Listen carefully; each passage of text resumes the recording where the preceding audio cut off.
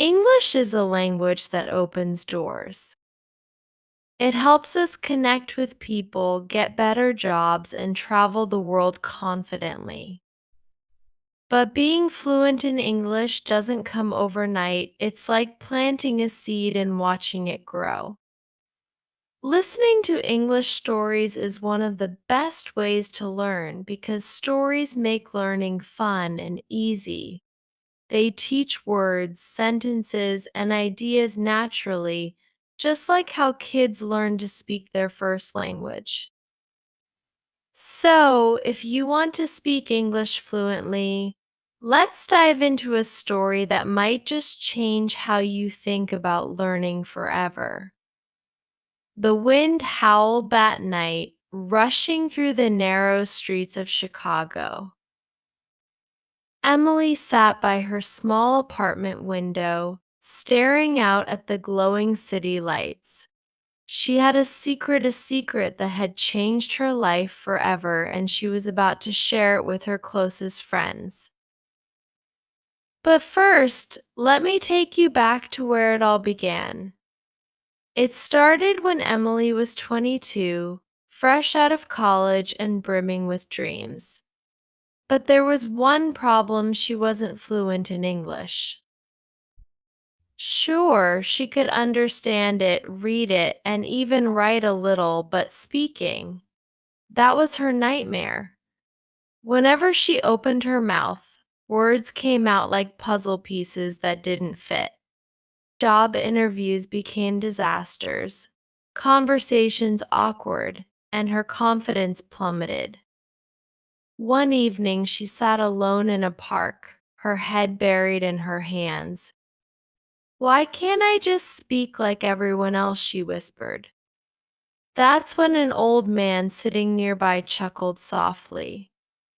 "You remind me of myself," he said, his voice warm but mysterious.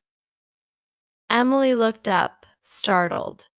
The man introduced himself as Mr. Brown. "If you really want to be fluent," he said, leaning closer, "you have to fall in love with the language.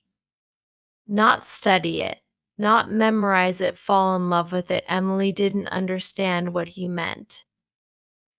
She asked, but how Mr. Brown smiled, pulled out a small book from his bag, and handed it to her. "Start with stories," he said.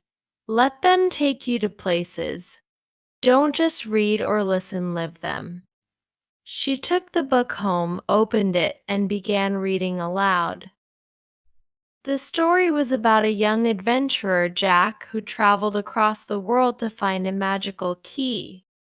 At first, Emily struggled. Words tripped over her tongue, and sentences felt heavy. But something amazing happened. As she read, she began to picture Jack's journey, his courage, his fears, his triumphs. The more she read, the more the language came alive to her. The next day, Emily found an online group where people shared and discussed English stories.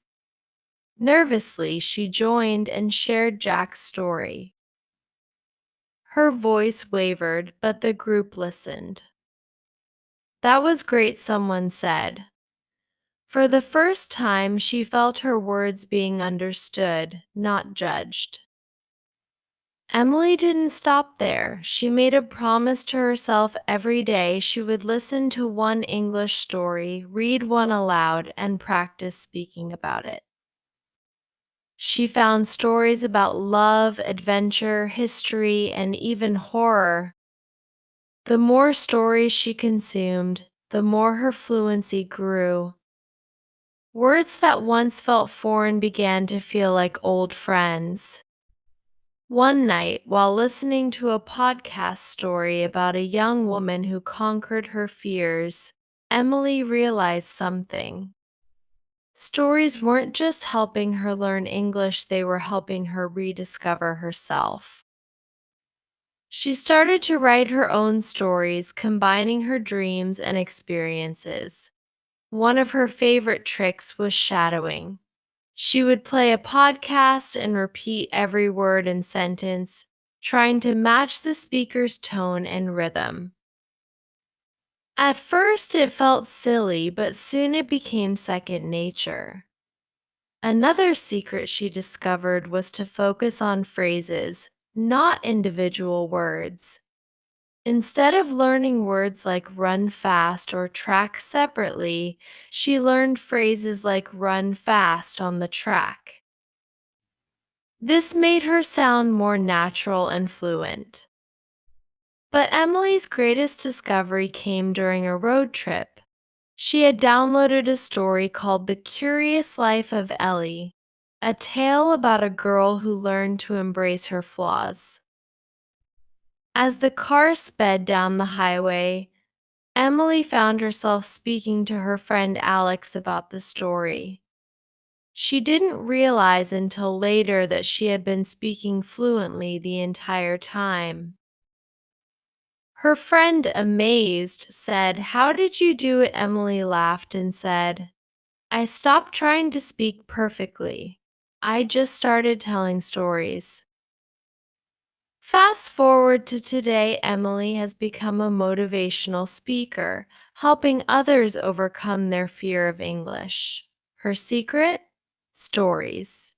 If you're still here, I want you to remember this fluency isn't about perfection, it's about connection.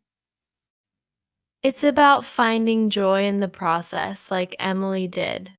So pick up a story, listen to it, live it, and share it. Your fluency journey is waiting to begin. Before I go, here's a thought: the words you're afraid to say today might become someone's favorite story tomorrow. If this inspired you, don't forget to like and share this story. Let's spread the magic of fluency together.